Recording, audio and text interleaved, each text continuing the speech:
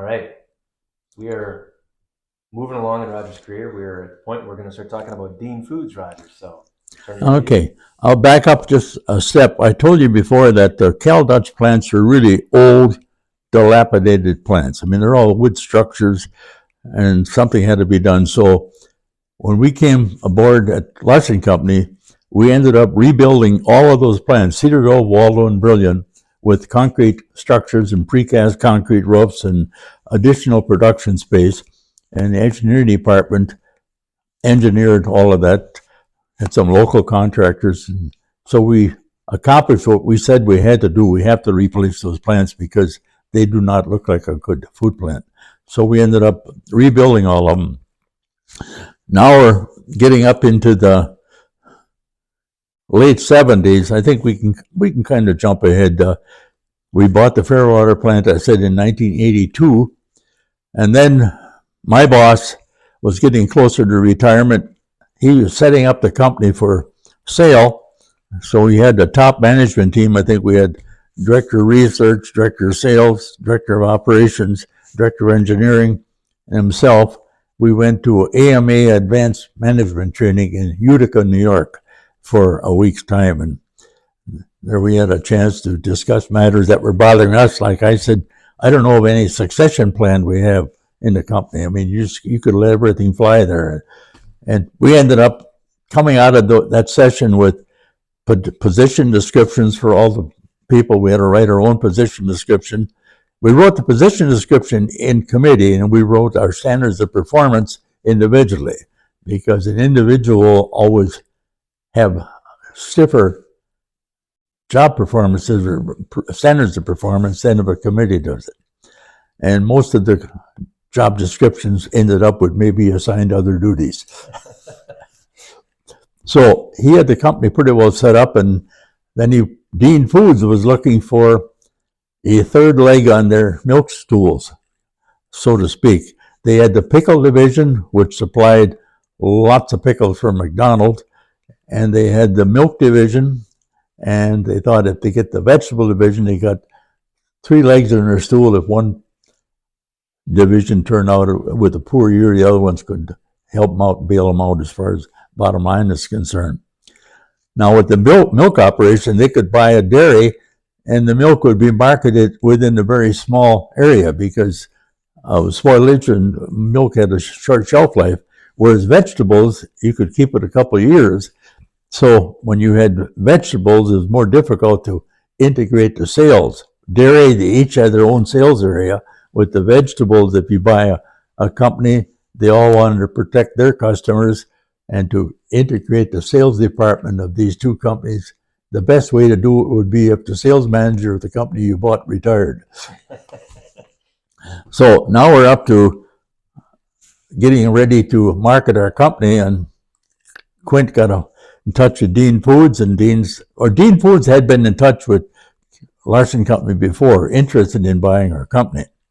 So they negotiated back and forth, and I was named executive vice president in September of 1985. I don't think I was even told at the stockholders meeting they announced that I was now executive vice president.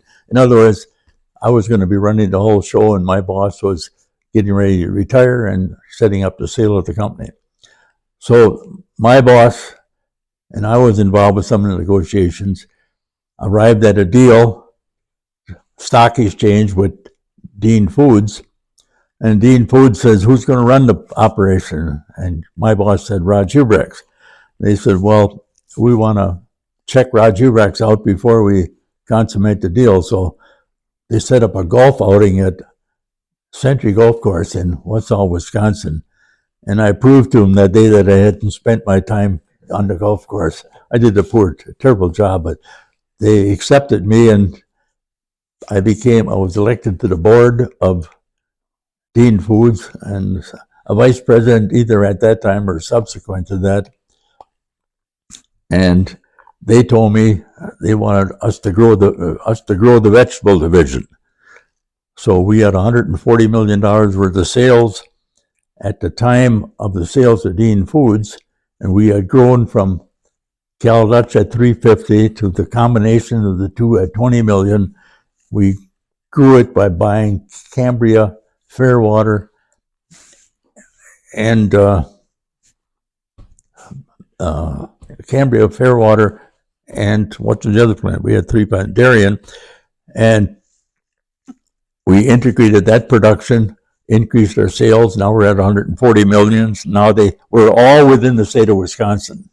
So now when Dean Foods said, grow the vegetable division, they had no state boundaries. So we ended up buying 4 companies in 4 years' time. We bought Big Stone Candy Company, and from Minnesota, we bought Bellingham Frozen Foods in Bellingham, Washington. They also had a plant in Michigan. We bought Shaw Frozen Foods. I don't know if I told you, but I took a trip out to the Northwest to do a copycat trip looking at plants out there. And we also went down to Shaw Frozen Foods, and they were on strike at the time. I felt sorry for them. I felt like we should go to work. The director of engineering was along with me on the trip. I came home and told my boss that it looked like a good operation to buy. So we flew out there and negotiated a deal. Now we had Shaw Frozen Foods. We bought them in 1986, and lo and behold, in 87 we had the earthquake. And the Shaw Frozen Food plant was very close to the eye of the earthquake. And of course, me being me, I tried calling my plant manager, Jeff Shaw. I couldn't get through. I mean, all the lines were tied up. And finally, at midnight, the telephone rang, and Jeff Shaw was on the phone. I said, what happened? How bad is it? He said, it was a big one. I can say. The funny thing about it is we had pallets full of vegetables, Brussels sprouts, broccoli, and everything else.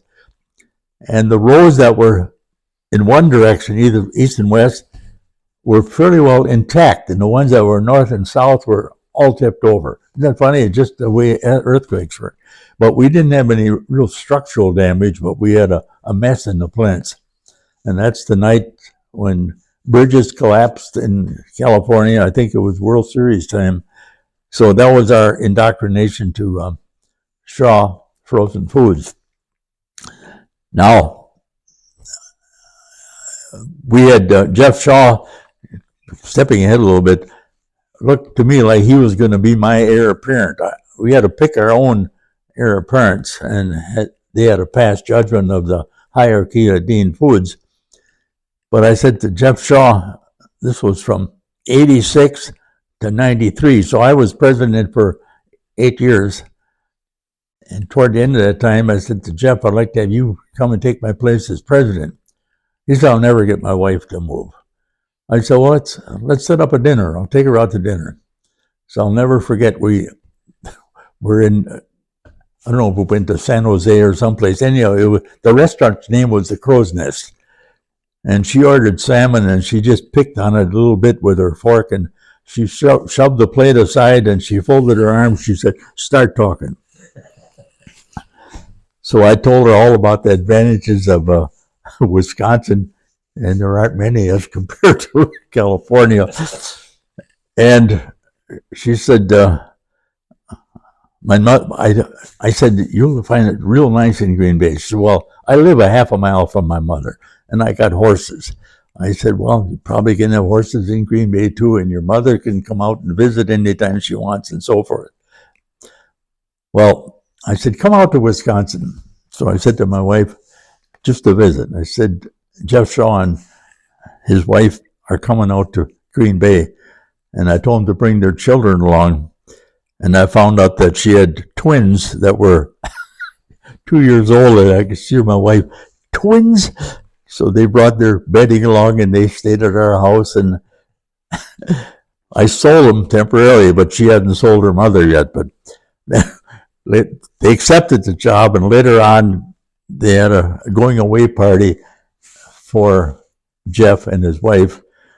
And I, of course, was invited to the party, and her mother and dad were there, and they said they were going to have metal detectors coming in, but they didn't think much of me stealing their daughter, but it was quite exciting. He came to Green Bay and ran the operation after I retired. But that added a whole new Vista for our operation. And now we had Brussels sprouts, we had broccoli, they did a big job on packaged spinach, buy these little boxes of frozen spinach. They even run some peas for us out in California. And the Bellingham operation, they had corn out in the Northwest.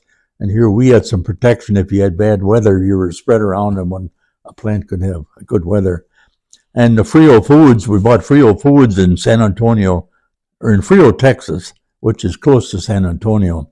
And they had all that delicious stuff, collard greens and beet greens and so forth, but the market liked it. So that's how we ended up getting up to 450 million sales or so by the time I retired. And I would visit every one of these plants every year on every pack. I know I'll leave our office and fly into San Jose or to San Francisco, rent a car and take Highway 107, I think it is. It's a windy road in the dark. Get to the motel and spend a day at Shaw Frozen Foods and get in the car and drive back to San Jose and fly back to Green Bay. I did a lot of traveling in those days. Anyhow, that takes care of the acquisitions pretty well, because I retired in 1993,